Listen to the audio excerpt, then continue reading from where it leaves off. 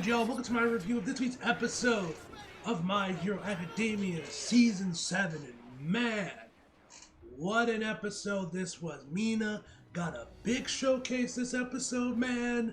There was also a massive controversy about the whole thing, which, like, I'll say this real quick about that, man. That whole thing was fucking ridiculous. Like, I didn't even notice when the next episode preview, when I was watching the next episode preview for this episode last week. I didn't even notice Mina's skin had changed colors and parts of it, and it was going back to what I'm assuming was her original skin, what her skin looked like before she had, awakened her quirk.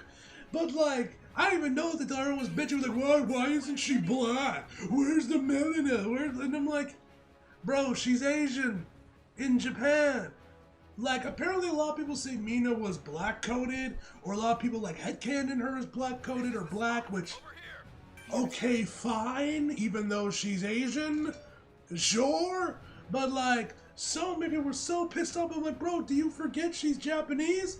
People in Japan are pale as a ghost, my brother. They are not people. Black people do not frequently live in Japan, or melanated people with darker complexions. Now, Southeast Asia, that's a different story. It's about the opposite there. Which also, shout out to Anaris for actually having some fucking sense, because she tweeted out, I don't know if this was connected to to Hero Walk. I think it was. It could have been like, but I checked the door like right before that she was tweeting to like retweet some shit about One Piece. So I don't know. It could have been about that stupid debate about that whole thing. But like, if she was someone Hero Walk, and she was like, y'all know that black people are the only one with like darker complexions, right? So shout out to Anaris, man, for actually having some fucking sense. But yeah, that whole thing was fucking ridiculous, man. That whole controversy. I don't know why people were so up in arms about that shit, man. That was so weird. But then again, honestly, pretty standard fare for the Hero Walker community, man. Anyway, the episode itself was fan-fucking-tastic, man. Next week, bro, oh boy, man, that was definitely the priority episode of Core 2, man. 100%, man, because y'all see the animation, the key animation there, bruh? Like, the key animation throughout that whole episode, man, was on point. It looked spectacular, man. And then we got All Might, bruh. Now, some of you guys may have saw, but Nakamura tweeted out like a couple days ago or whatever it was, pretty recently, a picture of Iron Might. So, many people are thinking that Iron Might versus All For One is where Nakamura is gonna show up for Season 7 and pop the fuck up. Hopefully it is, bro. It certainly looks like they got it for that episode, considering how good it looks. Like, that whole episode looked like that was the priority episode for the staff of Core 2, because it looks spectacular, man. They got Nakamura on there too, bro. It's a fucking wrap, bro. Oh, I am so excited for next week, man. That episode is going to be legendary.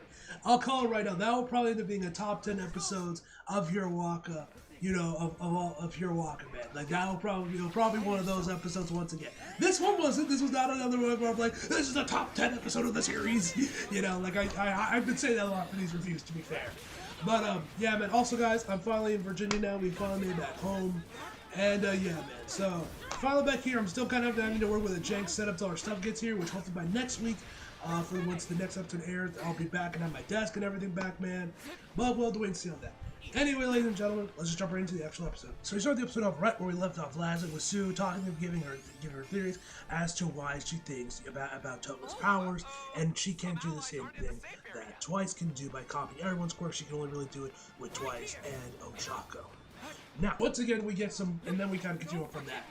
But once again, we have President Mike on narration. The man's been getting a lot of screen time as a narrator for Hero Waka this season, which I think is interesting. I wonder what, like, why for season 7, that instead of Izuku doing the narration, he's gonna have President Mike do the narration for all these scenes. Just found that interesting. I was always kind of wondering, like, what the story behind that was. Just find that interesting, because I don't think he's ever really done much, if any, narration for Hero Waka before season 7. But whatever the case may be, she starts crying and we get President Mike says she likes seeing people happy. That's why she didn't miss seeing the tears. Which, yeah, man, as we see like Toga as Twice to cry that she can't, she's struggling to figure out why her powers are not working. We then over back to Tokoyami, who is basically trying to keep All For One down as long as he possibly can with Tsukuyomi, and just like clawing at him while Hawks is telling him about telling him that he might be in Unbeatable State right now, but thanks to Endeavor, he's only because of Endeavor defeating him once before, so they just need to run out the clock and just hold him down as long as humanly possible. Shiro is screaming out to Cammy about how he needs more darkness, and Cammy tells him to give him more darkness, so of course Tokoyami can get even more powerful. We get a quick shot of Kamiwood holding the mushroom chick. So yeah, but it was cool that Cammy and Inuyasha will both got a little extra screen time this episode. This is probably the last time we'll see them this season, and possibly for the rest of the series, but it was nice we got one last showcase in before the end of the series, man. But we will have to see on that. We'll have to wait and see on that, ladies and gentlemen. Either way, man, we then have to, All For One managed to clear out the track, get everyone off of him, and we see that he is now even younger, and even now has a different Seiyu voicing him. Seemingly. I don't know. It could be his same. It could be All For One same Seiyu still voicing, but he just obviously changed his voice to make him sound a lot younger. But I'm like 90% certain they switched Seiyus for this, and I, for the life of me, his voice sounds so familiar, but I for the life of me cannot put it on the character. I think it might be Shigaraki Seiyu, but I'm not entirely sure. He sounds super familiar, but I just cannot put it down on who this character, on who he is. Like I said, I don't know if it's the same Seiyu voicing him, and he just changed up his voice to make him sound younger, or if they went with a different Seiyu. I guess I'll find when the dub comes out, and I'll see if John Swayze is still voicing him, when this episode of the dub airs, man. But either way, man, he sounds a lot younger right now. If I had to guess, we don't get an actual number as to how old he is at this current moment. But if I had to assume, I would say he's probably in like his early 20s, maybe a teenager at this point. I would assume. I could be wrong on that one, but I would have to assume he's probably in his his 20s or maybe even like his late teens by this point right now. And Tokoyami is shocked by this. He said he's gotten even younger as he finally takes his leave while everyone is still on his ass, with Cammy putting like her cloud or like quirk around Tsukuyomi to obviously get Tokoyami and Dark Shadow a little bit of extra power while they chase after All For One. And then we see Gigantomachia rushing in towards All For One. By this point, I'm like, oh shit, we got Gigantomachia now. And of course, All For One, he is happy to see Gigantomachia once again back at his side. And he tells him to get rid of him. But instead, he ends up hurling the ground, whatever you want to call it, this boulder of the ground, right at All For One. So you're like, oh shit. And I was actually kind of interested to see that Gigantom actually got a lot of characterization this episode. We learned more about him and what makes him tick and his feelings, which I thought was interesting, man, about this episode, which we'll have to talk more about that once we get to that part in the episode. But I thought it was interesting that actually Gigantom actually got some development this episode, and we actually got to learn more about him and how he thinks and all that, just and his feelings towards All For One. I thought that was interesting. We actually got to see that in this episode because I was definitely not expecting to see it. But either way, we see him hurl the ground or whatever you want to call it at All For One. He obviously gets rid of it, breaks it away pretty easily. But we find out that Kirishima and Shinso are chilling on top of his head. So obviously this is all Shinso's doing, as Kirishima declares he won't let him get to Izuku. And also, before we continue, I love the music that was playing throughout this part of the episode, man. I love the track that was playing here. But anyway, we then head back to 15 minutes ago. Back over to where Gigantomachia was being held with Mina and Kirishima as the skull mask dude. I wish we got his actual name and what his quirk is and everything, man. I wish he got his quirk, that whole thing from Prince of Nightmare, because he has such a cool design, just like that one smoking electric guy that was voiced by Bill Butts in the dub from season 6. Man, Horikoshi Sensei is such an amazing character designer that even the most random ass side character will actually give them a really cool and sleek design that makes you wish that they were actually had a bigger part of the story, or you at least knew who they were. You know what I mean, man? So that would have been cool if we actually got to know who this guy was, man. He was actually also in season 6 as well. I didn't know this, that he was in season 6 as well, because as you guys know, Toonami is re-airing season 6 right now at the end of the block. and I've been rewatching it, man. Which I'm hoping means that season 7 isn't too far behind. Hopefully, we'll get that soon on the block as well, because they still haven't picked a show to take over Naruto Shippuden's spot. So that'll take a spot. They will put in Boruto onto Tsunami block, because that actually did pretty well with the episodes that they aired. I don't know, but whatever the case may be, that he was in season 6 as well. And so he's firing off like this, and he's firing off this sound wave that's meant to awaken Gigantomachia to reach one of his quirks, dog. So I guess he has like the hearing of a dog, and hear like super high like frequencies like a dog whistle or whatever. And he's using that to try to reach him, but also break off the container that is containing him. And also the animation here was spectacular, man. This was definitely the animation highlight of the episode, which the cut itself was handled by Norimitsu Suzuki. So that was her cut. Did an absolutely amazing job, but that was definitely the animation highlight of the episode. Also, Mount Lady gets a huge showcase this episode, man. Now, you guys know me. I don't like Mount Lady. Never have, probably never will. But I will say, man, definitely she had a great showcase, man. She definitely worked her ass off. She definitely earned her paycheck tonight, man. She was great this episode, man. I still don't really particularly care for her, personally, but hey, I'll say she had a great showcase this episode and was definitely putting in that work, man. Also, I really like this. Also, the chick the Rule, I think that's her name was, that was given Mount Lady weapons to hit these guys with. She's very cute. I don't know if she's part of Class B or is like one of the a hero or one of the in the higher grades at UA, or she's already a pro hero at this point. I don't remember, but she's really cute. I would like to see more screen time for her because she's really cute. And her power's pretty cool. That can her power is just basically pin particles, where she can make things big. I don't know if she could also make them small again, like Ant-Man and pin particles, but she can definitely make shit big. Which I think is a pretty cool power. She gives Mount Lady various weapons to use throughout this. So then we get back over to Kirishima, where we find out that he was there with Shinso, and they wanted to have Shinso off to the side away from the hill, so in case Gigantomachia broke out, which he did, man. Which, like I said, with the animated, that cut from Norimitsu Suzuki was absolutely incredible. That in case this happened, they could use him to hopefully be able to control Gigantomachia. So he runs over to where Shinso's hiding. It tells him to use brainwash on them, but then we find out that he has been taken over by the sludge villain, man. And the sludge villain actually gets a lot of dialogue this episode too, man. So yeah, I was not expecting the sludge villain to actually make an impact this episode, man. But it does. I'm very curious to see what the reaction of the dub VA that voices sludge villain. I have no idea who voices him in the dub, or me, for all I know, the dude could have retired by this point, because that was so long ago. But I wonder, whenever the dub gets this episode, man, which I'm very excited for the dub. One, obviously for Mina, I cannot wait to hear how Caitlyn takes on that Sea-Man. You guys know how much I love the OG Caitlyn Glass. Obviously, what's going to happen with All For One's voice is he can still be voiced by John, then get someone else to voice him, about young All For One man, and obviously Kirishima gets some really cool moments as well. But I can only imagine what the sludge villain, whoever voices the sludge villain does VA, when he gets a call from Mike McFarlane or whoever, and it's like, hey bro, we need you for the sludge villain in this episode. He's like, what? He might have totally forgot he even voiced this character, because it's been so long.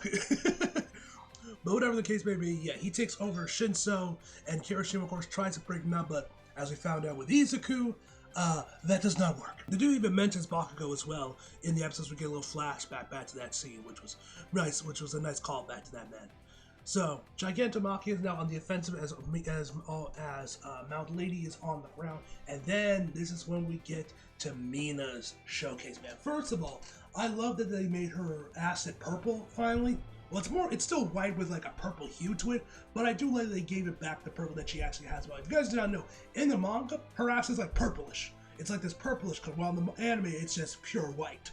Which, I don't know why they made that change. Maybe it was easier to animate that way rather than having all these various colors, because it's very colorful in the manga, man. It was probably maybe just easier to animate, just making it white rather than having all these multiple colors. It's the same thing with Ida's eyes. Like, he had like gray eyes in the anime when he actually has red eyes, apparently, in the manga. Which they eventually gave it to him during season 6. But yeah, man, I'm glad we did get to see the purple acid in the actual anime as well.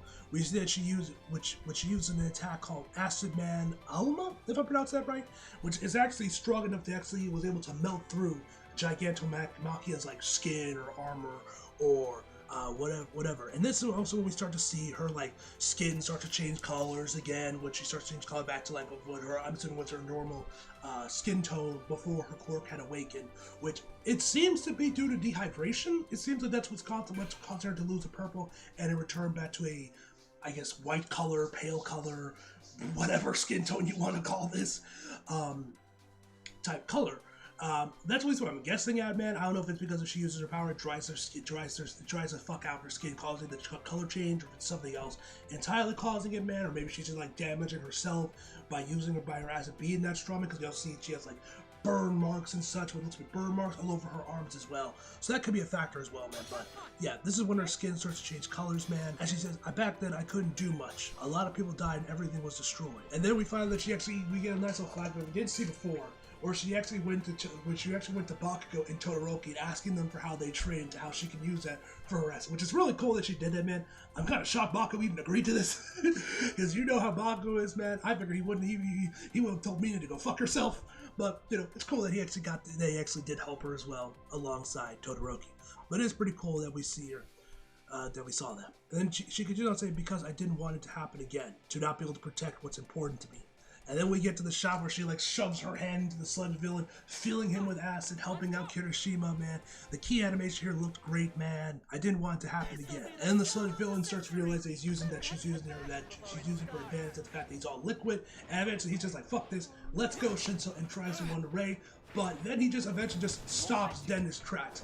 Now, I don't know what happened. Maybe Mina's acid secreted enough into like his internal organs and just straight up killed him, melted him. I don't know what happened here, man. If she just straight up killed the sludge villain, or if she just knocked him unconscious, or just subdued him, man.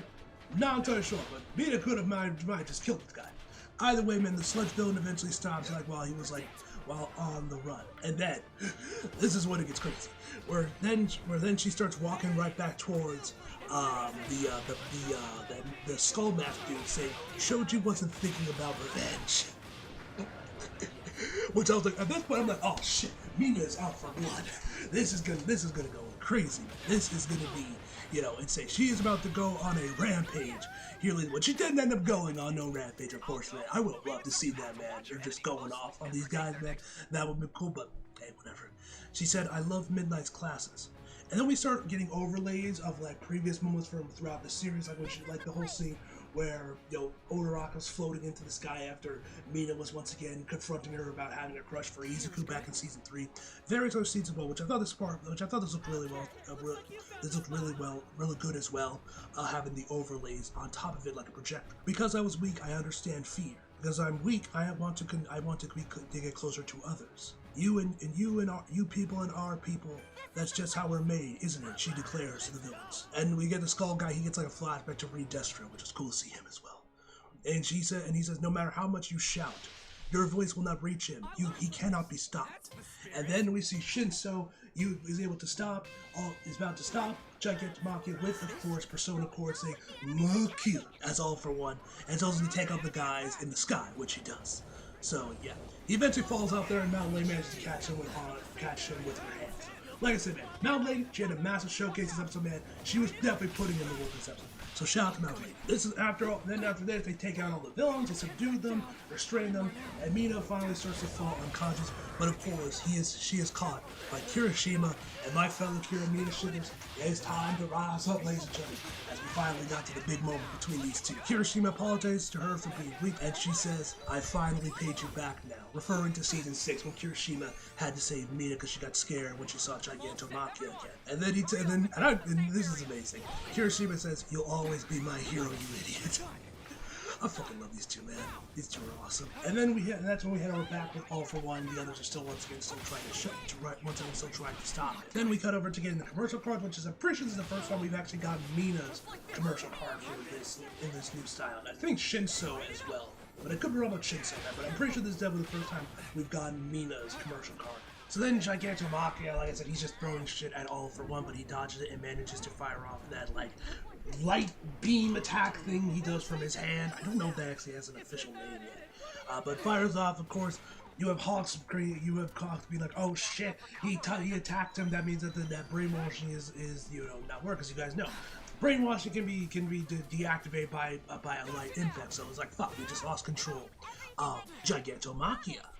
But that is not what actually happened, as after that, after that, Gigantomachia starts crying, saying, I've been looking, even if you look different, I can tell by the smell. I've been looking for you all for one, Master. And he's like, starts crying, you're like, why did you leave me? Why did you abandon me? And so Hawks is like, yo, is shit still making him say this? What's going on here, man?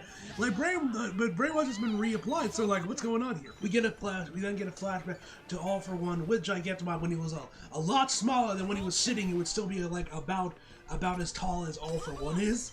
Which makes kind of wonder like how he got so big. Did the man just like evolve or something? Like I'm curious to know how he got so big compared to how he was before. But whatever the case may be, All for One tells him that eventually that he'll got to leave for a while, and he says that eventually my successor will search for you. And the Gigantomachia like, back then your successor smelled and sounded like you. That was definitely you, referring to Shiga All for One back in season 6. Even though I trusted in you and kept waiting, you left me behind and ran away. And we see that Kirishima took the attack for Shinso Man. Gotta love Kirishima. And Shinso mentioned something similar to that one while he was still mind controlling Gigantomachia. He heard him like muttering incoherently to himself about, why did you leave me behind, Master? So like this is definitely all Gigantomachia, man, and he has felt betrayed. He has felt abandoned by All for One, excuse me. But yeah, like I said earlier on in the review, I was also kind of surprised to see that we actually got to see Gigantomachia of all characters get some development this episode, and we actually got to learn what his feelings are with All for One and having to wait for him for so long, man. So this was interesting. This is nice. This was a pleasant surprise for the episode to see this. And then Shinzo says that's why he made time for him to seethe in his anger. And then I think this is, like I said, this might be a weird issue with the subtitles, or maybe I'm just reading this wrong. And he says, and am just here as a safety measure, which I'm pretty sure supposed to say, and I'm just here as a safety measure. I don't know. That just reads weird to me, man. Like I don't know if that's another like weird error with the subtitles, man. You guys know I mentioned this last week, Crunchyroll, or like it was actually it was like 2 or 3 weeks ago with the Gentle episode, that Crunchyroll's been having some issues with their subtitles recently. So, whatever the case may be on that. So yeah. And it's just to continue saying that's how villains do things. And he says my core cannot manipulate someone's heart. And then we get this really amazing shot of Hawks, and the key animation here was fantastic. He tells, well, it looks like nobody's on your side now, All for One, as he once again keeps throwing more shit at him. That's when we head over back with the reporter that we've seen periodically throughout the series. In a helicopter with a camera, and like her cameraman, or camerawoman I should say, it mentions that this is like the most expensive camera she ever bought. So I guess it's a new camera she got just for this occasion to make sure she can get the best shot and get a clear picture. So she talks about how she heard about Izuku during the Black Hero War, about how he was from about the guy in the riot clothes was from UA, and that she often goes back through her work, and that's how she was able to recognize that was Izuku and know how he was like before the sports festival. Mentioning how Izuku would jump and everything, was getting flashback to season 1 when she had interviewed him. And then we find out there's actually another reporter in there, in another helicopter with a cameraman, which is actually the sexy redhead reporter from season 6. So it was really nice to see her again, man, because goddamn, she fine as hell. Y'all know me, I love my redheads. So it was good to see her as well. She talks about what happened during that time when she interviewed them was not journalism, it was just a personal grudge she had for Endeavor because of what happened to her mom getting injured. And then we see other people watching the live stream, and then we even get to see Melissa, the kids from Heroes Rising, Rudy's siblings, and even the 2 new characters that's going to be in Your Next all make a slight cameo appearance in this episode. This was fucking awesome, man. Now, apparently this was all new. This was added just for the anime. Now, I did see it kind of leaked or whatever yesterday, that the 2 characters from Heroes from Your Next were going to make a cameo appearance in this episode. I thought it was gonna be some post-credit scene that could that's like a flashback that ties it into directly to the movie to bridge the gap between, like they've done in previous seasons. They would do that, or they would have an episode dedicated to that. But no, they literally just are just in the background of a shot, just watching the live stream, which I was kind of shocked. That's what's their cameo, because I thought they were gonna get like legit screen time and talk and everything, man. But to see that they were part of this whole montage with the other movie character, man, this was just fucking awesome, man. Now, as you guys notice, Rudy himself was not there. If you know why he was not there, ladies and gentlemen. Which I know Ryan's excited for when we get to that in season 8, man. But yeah, so this was fucking awesome, man. And actually, if you pay attention to the background, you can actually see it for Melissa. You can see she has 2 photos, when she was like younger with her dad and one with All Might, which I thought was a nice little touch there, man. Yeah, so yeah, although I thought it was kind of weird that for the kids, that from 2 heroes, one, we don't see their faces, which I guess makes sense because we're watching the screen, man. It would gotta be weird to like, if they just like turn to the camera or something, like their dad isn't anywhere to be seen, though he's very much still alive. So I thought that was a little weird. I feel like you could have done a shot where they were all sitting by the computer collectively together or something. Like, I feel like you could have done that. Because, bro, if you guys know Baku Deckers really like to claim these as Izuku and Baku's kids, even though their dad is still very much alive. It's fucking weird that people do that, man. I just think it's weird. And like I said, you get Rudy's siblings as well. Which, like I said, this was awesome. This was probably like might have been my favorite part of the episode, man. Was just this one scene, man, with all the movie characters making cameos, man. I thought that was fucking awesome. And then we get some, like, 2 American kids, I think, wondering, like, hey, where's sheep? They don't pronounce it like that, but I wonder if the dub, they're gonna, like, purposely mispronounce Japan, like, something like Japin or something like that. I don't know if Funimation's gonna go that route with it or not, but, yeah. So we see, like, these 2 random American kids also watching the live. Before we head over back with Mount Lady, once again going to another weapon as she shouts for Rule to give her another weapon, but by this point, she's just giving her weapons that the enemy were using, so... I guess it's better than nothing anyway. So her and Tokoyami keep wailing on All For One to buy more time and keep it stationary.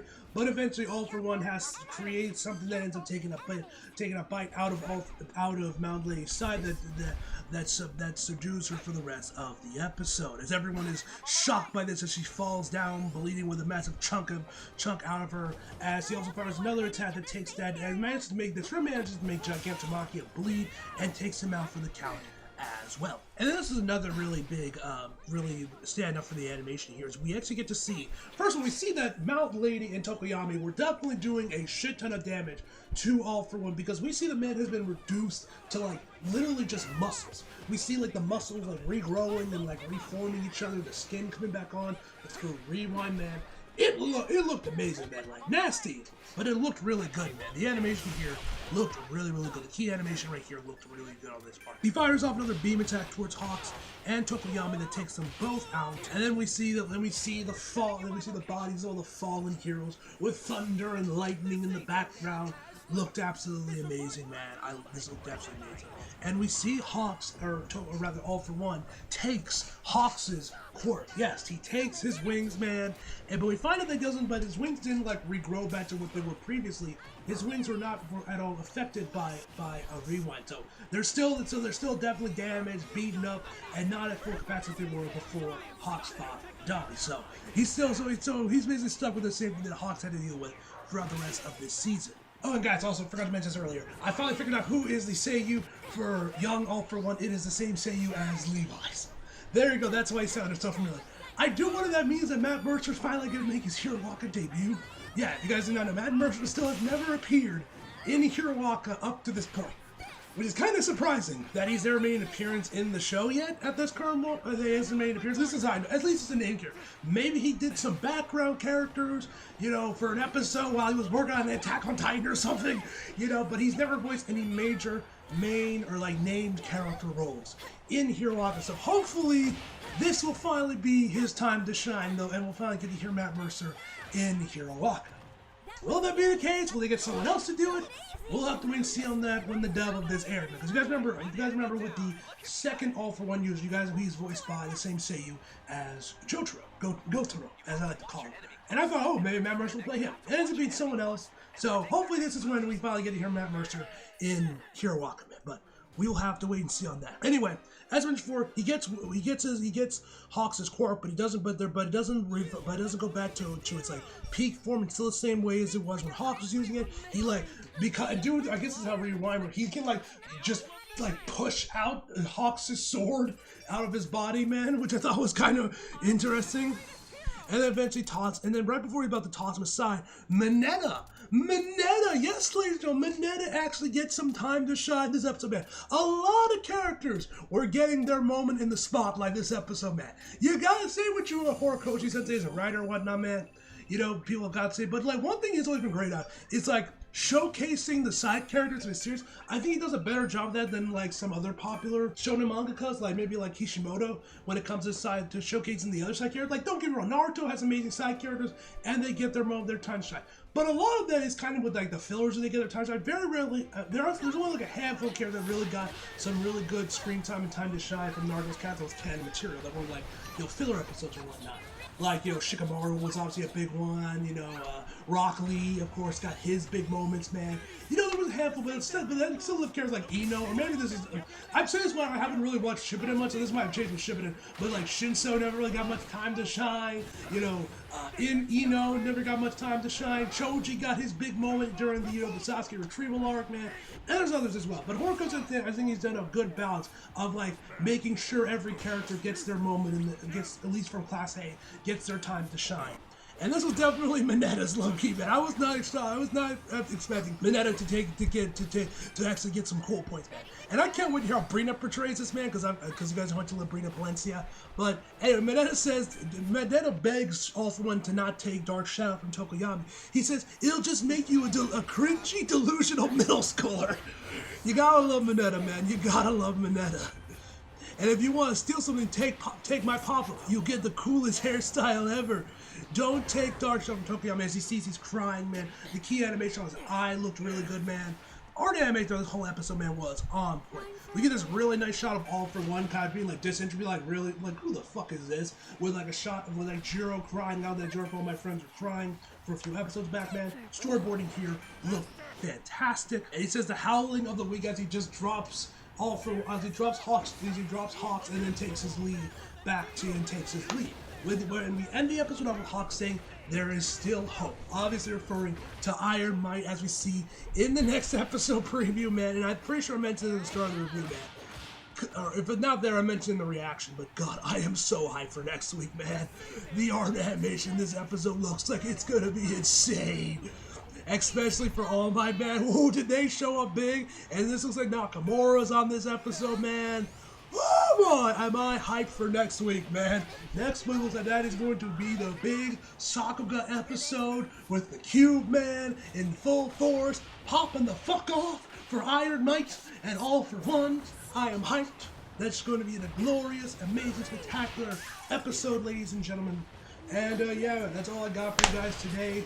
Overall, I give this episode a 9.5 out of 10, guys. Hope you guys enjoyed the video. You like it, if you did, subscribe if you're new. Follow me, so you feel like it. Links down below. And as always, come back for more. See you guys next time.